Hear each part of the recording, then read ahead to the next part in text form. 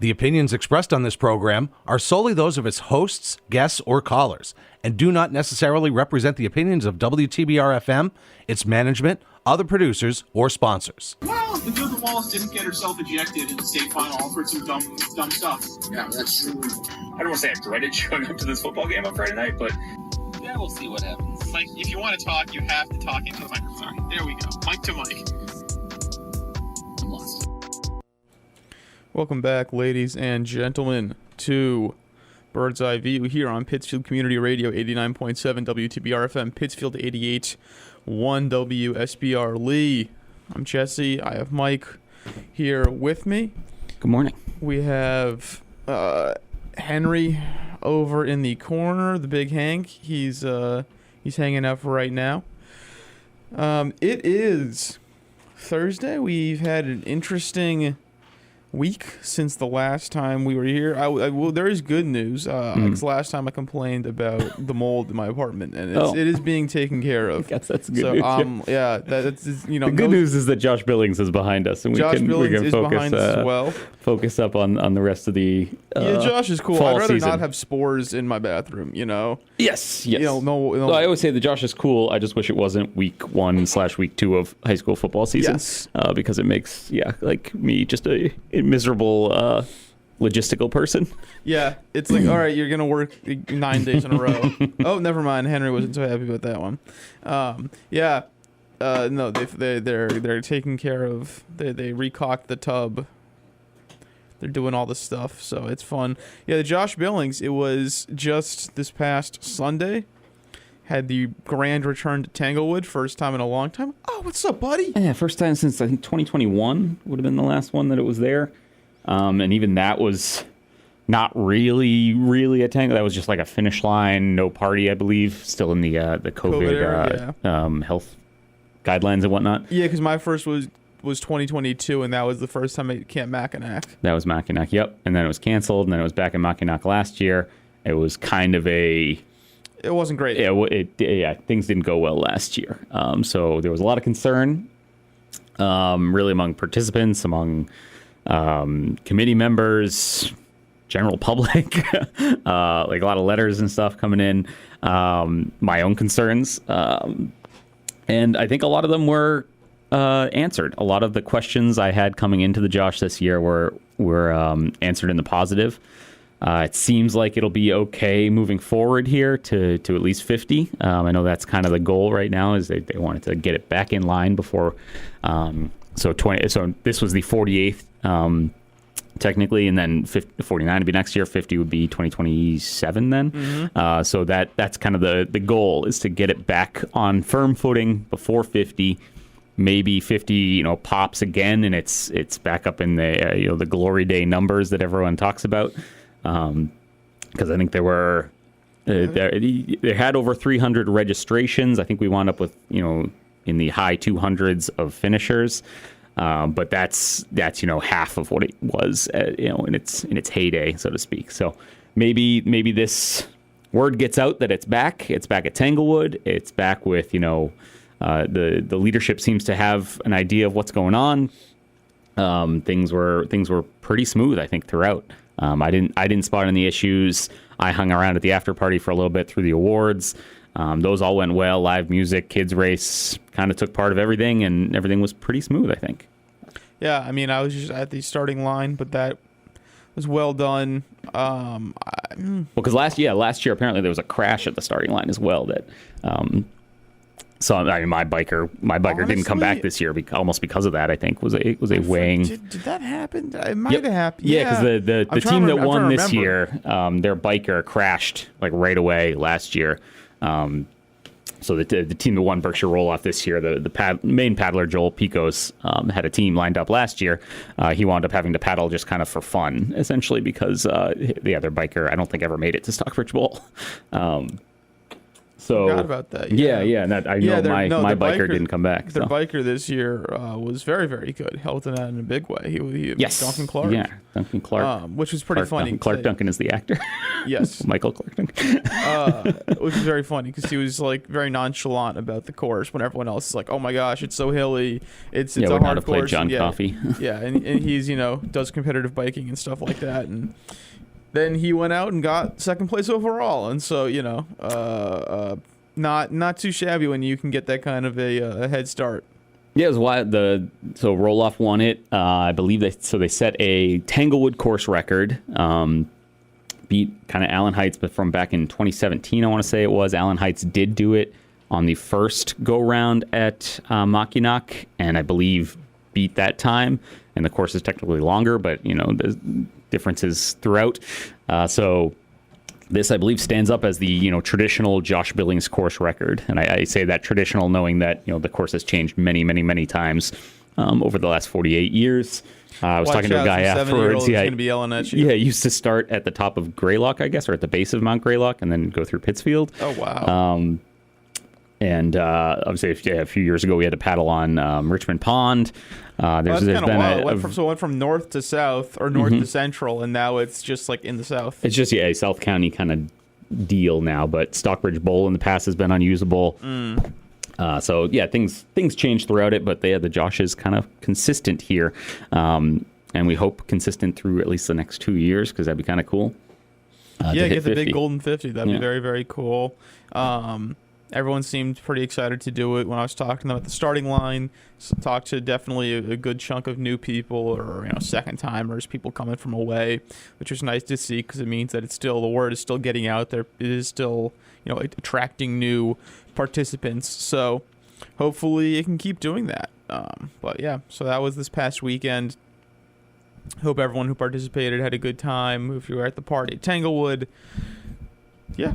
Other than that, let's see. Well, it's been an interesting. We've had some football, we've had some soccer, we've had some volleyball, we've had some news in all three sports. For football, Lee Monument was a 42-6 win for Lee this past Friday. I was there. It was a blowout. There was a couple things. One, Lee was just better. Lee was just the better team. Monument, it felt, was a little off. Not really sure why. They just seemed a little, mentally just kind of off for the game. Rushing, a little panicking. But it was a very, very impressive win for Lee. Their offense was dynamic, which isn't really something you say about Lee, but David Kirchner, who got the start at quarterback, threw 4 for 6 for 133 yards, 3 touchdowns to 3 different receivers, which was incredible. Not what you expect out of Lee, especially since he's a first-year starter. And Thomas Lucy, 62-yard catch and run. He ran for about 50 of the yards, just turned the corner and was gone. So very, very impressive on that one. Nice ball on a skinny post to Matt Myro in the end zone. Myro did a good job of hanging on to it. That was another one. And then deep ball to, oh my gosh, why can't I think of the name? To Gabe Ranzoni in the end zone. Ranzoni just beat his man off the line. Ball, hit him in the end zone wide open. That's what you need. And yeah, that was the game. Dawson Reber, 10 carries, 92 yards, a touchdown. He was bowling people over, getting big chunk plays. Monument's run defense really struggled to bring guys down. Lee has a lot of running backs. This is kind of the main thing that we saw. That's what I predicted coming into the year. And it very much felt like Lee went, all right, in the first half, we're just going to pound Dawson. And then in the second half, they had, fresh J.D. Reber, fresh Seamus Cooney. And that's kind of dangerous when you can have 3 guys who are downhill runners and you can kind of alternate them like that and have fresh legs no matter which half you're in. So that's something that Lee is going to use very happily. Defense, Seamus Cooney, defensive player of the week, 2 interceptions. Did a really good job. I mean, both of those killed Monument drives. So Lee, nice big win. So it seems like they were able to wear. The game plan was almost where we have numbers against Monument. We're going to wear them down. We have experience numbers in particular. Can they do that against Wacona? Yeah, that's the big question. They have Wacona on Friday. That'll be an amazing game. Hopefully, Wacona week 1A gave Hoosick a great game. Lost 36-30. They've had a week off. So will that week off give them time to get healthy, get right? Will that week off have given them a little rust, whereas Lee is, fresh in the swing of things? Not really sure. That'll be an interesting question. But yes, Wacona is young, starting some young players.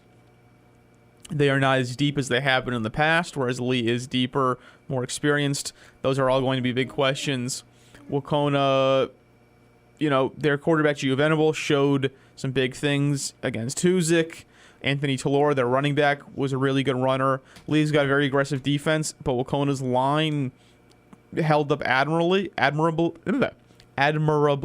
know why that was so hard to say. It held up admirably against Hoosick. So if they can do the same job against Lee, they should be able to make some holes in the ground game for Talora. Not sure if Jerry Bobrun is back yet, but if he is, that'll be a huge boost for the Warriors. And yeah, it'll be a very, very interesting game. It'll be a better test for both teams as well. We'll see if Wacona can say, all right, Hoosick might be the best team in the county. We lost close to them, but we're still better than everyone else. If Lee can get a big win again against a team that has been, a regular playoff participant. Last time these two teams played, 36-0 Lee win in 2020. 36-0 Lee loss in Lee in 2022. That was a year that Lee ended up going 6-2, but Wacona handled them in Lee. So we will see how things fare this time around. Basically, no one on the Lee team from that time is still here, and it's a new coach too. Keith Thompson was still the coach for Lee, and now it's Tom Salinetti. Kerry Campbell Jr., of course, is still the coach at Wacona. And then Pittsfield beat Taconic 24-6, a closer game than it's been in that rivalry for a while. But PHS 8-0 lead at half. And then, led 16-6, led 24-6. Xavier Southern, Offensive Player of the Week, 146 rushing yards, 2 touchdowns, had an 81-yard touchdown score. Pittsfield is going to keep doing its thing, especially against Taconic. Eddie Ferris had a nice game. As I've been banging the drum on what he can do, he had, I think, 130 rushing yards. But yeah, Pittsfield's young guys showed out. They are going to have a much, much, much more difficult task on Friday, tomorrow. They will host Hoosick Valley. Hoosick Valley, once again, beat Wacona in Week 1A, had a week off. So we're going to see how, are they rusty? Are they in the swing of things? I wouldn't be surprised if Hoosick is a little sluggish to come out of the gate, because I can imagine them being like, we think we're better than PHS. That's what happened with Wacona a little bit. You could tell they thought they were better, and even if they were slow coming out of the gate, and Wacona surprised them. So if PHS surprises them, that'll be something. The youth on Pittsfield's line is definitely going to be a question, because Hoosick has a lot of depth on the line, and I think that's going to be the big difference in this game.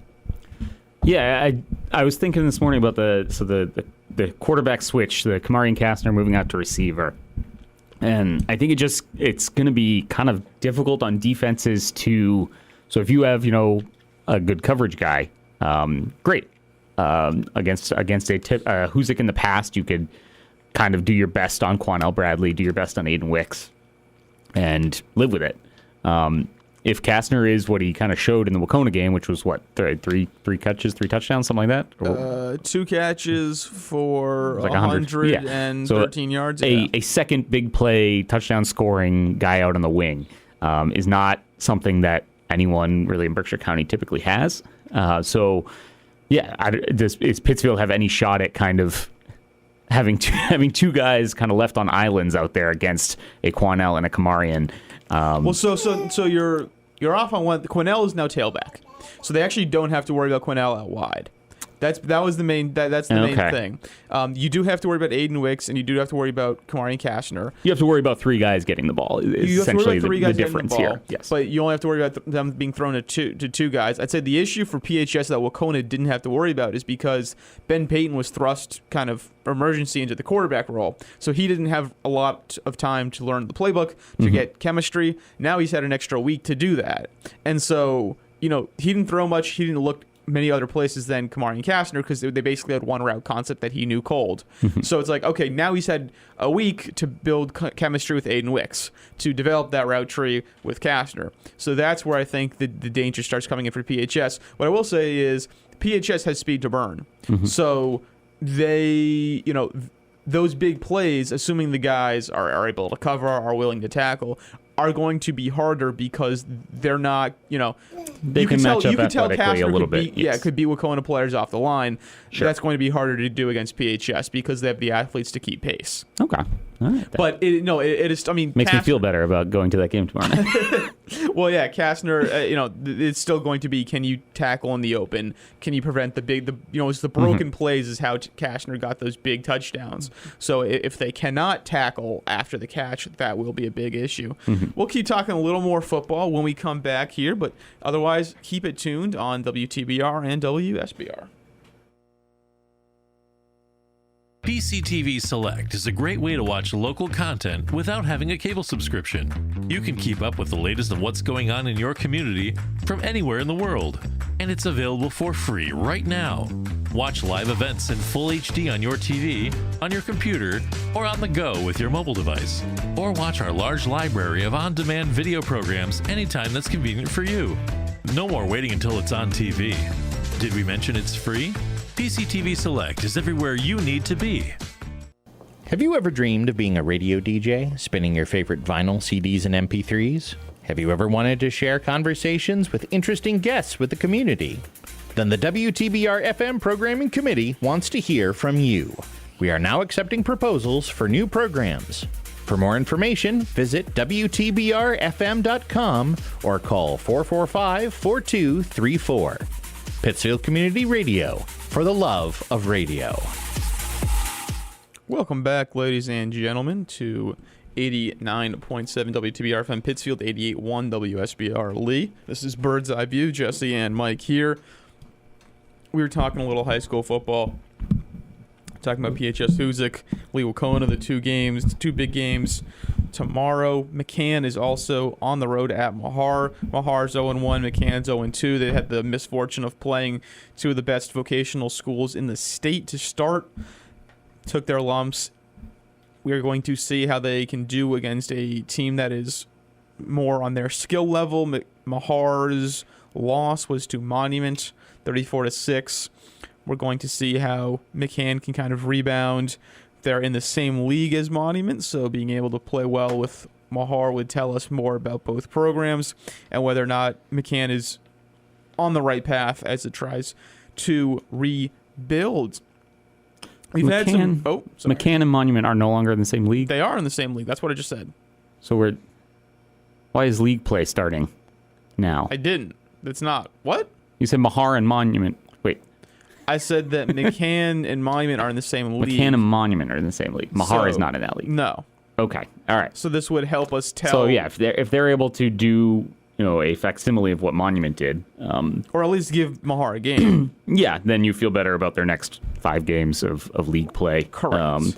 Because historically, and by historically I mean like the last 3 years, Monument is kind of the cream of that league. Yes, Monument has generally run that league so the last 2 years. So that's why I was saying that.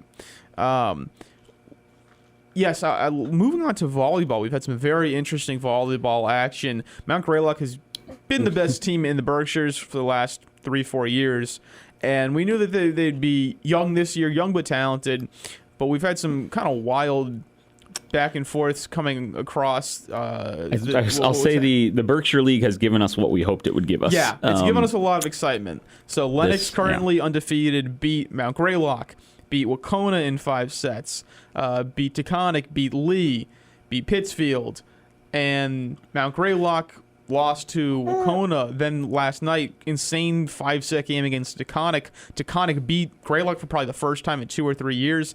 Pittsfield, which might have been the worst team in the league, then 5-set game against Taconic, lost the first 2 sets, won the second 2, won a crazy third set, something like 16-14. So Pittsfield beat Taconic for the first time since 2023. Wacona has had, they beat Taconic. They, like I said, we lost a 5-setter to Lennox.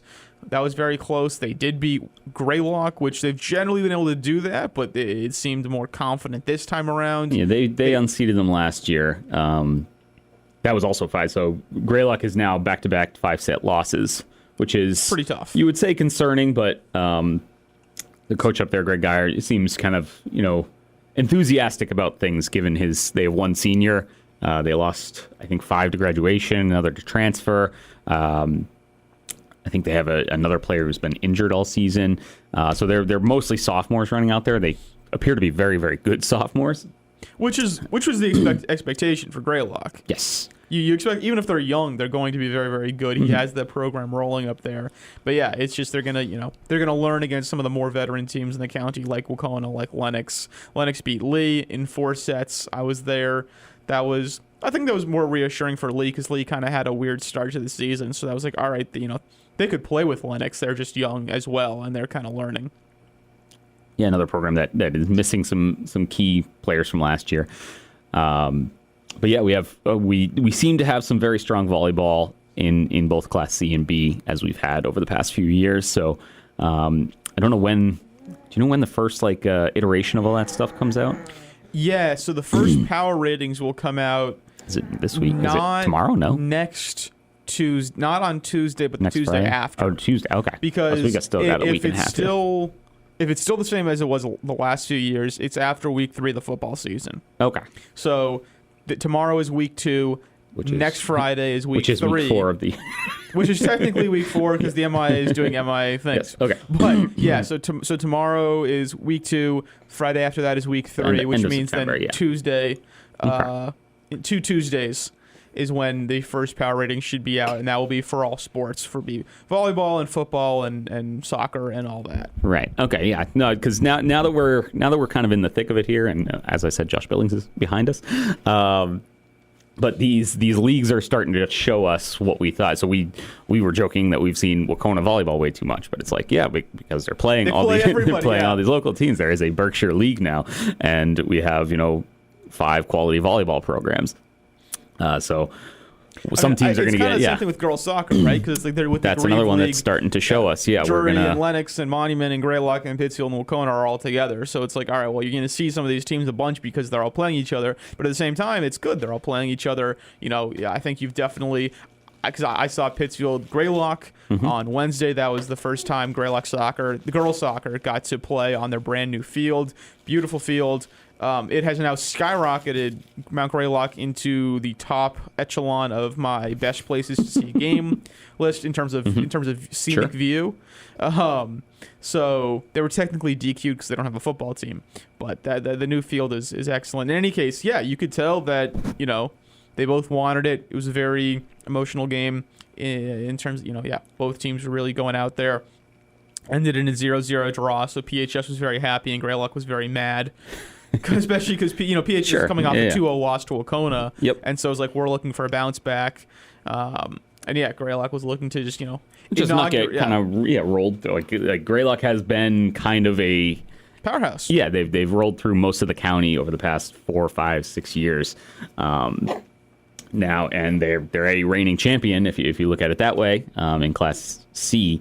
So heading into the year, it was kind of they lost a star goalie, their leading scorer, and one of the kind of defensive stalwarts that was kind of helming that defense that allowed almost no goals constantly. Yes, he's a big Mount Greylock fan. He's big more a Scanlon. Yes. Well, Rowan Apatsos was phenomenal. Rowan is so that the rest of that defense does still stay. Rowan and Maddie Powell being the key members there. But the goalie was a question mark. I didn't even know who was going to play goalie because Harlan Castillo got a lot of shots on her because the Greylock offense was a little better than the Pittsfield defense at times, and so she just had to make more saves. Addie Cooper didn't have to do as much because Rona Patos and Maddie Powell were just kind of out there doing everything. But she made a couple nice saves, and she had the play of the game because, I am now blanking on the Pittsfield player's name. Anyway, it was Caleb McDonald, stole it from Maddie Powell, and complete breakaway, one-on-one, and Addie Cooper somehow timed it up, dove forward, stole the ball out from under Caleb McDonald's feet, and erased it. And, huge cheer on the sideline. If she does not do that, it's a goal. It 1,000% should be a goal. And so that it's a very, very different game where PHS is now up 1-0 in the first half. Sure. And so because she did that, it's 0-0, keeps things going. So yeah, she definitely showed some chops. And Greylock still looks very good. They are still in Class C, so we'll see how they can compete in Class C if they can defend once again. Yeah, and then we have, Wacona may wind up being the best team if you look at that result. And then Wacona beat Pittsfield 2-0 just a couple days before this. So I wouldn't be surprised if Pittsfield gives them a game next time. Sure, yeah, I fully expect all slept. 4 of those games, 6 of those games. Yeah, say all 6 of those games where those 3 teams play each other twice. I think all 3 should be viewed as high level, high play games. Wacona won't see Greylock until September 27th, so next Saturday. Next Saturday? Yeah, next Saturday. And Wacona, doing the previews, it was a team that you couldn't know much about because they were so young. Another one that lost a senior veteran goalie, Nidri Collins. But the thing you took away from Wacona was just the... This class is kind of, for multiple seasons now, this young class of lacrosse and basketball we know the names almost, and it was just like, can they also play soccer? And it turns out they kind of can. In particular, Brooke Harrington is looking like she's kind of going to be with Nora Lopez up there, with Caprice Conyers as kind of the top attackers in the Berkshires. I would have said going in, Nora is probably would be my preseason MVP pick, just because she can do so many different things.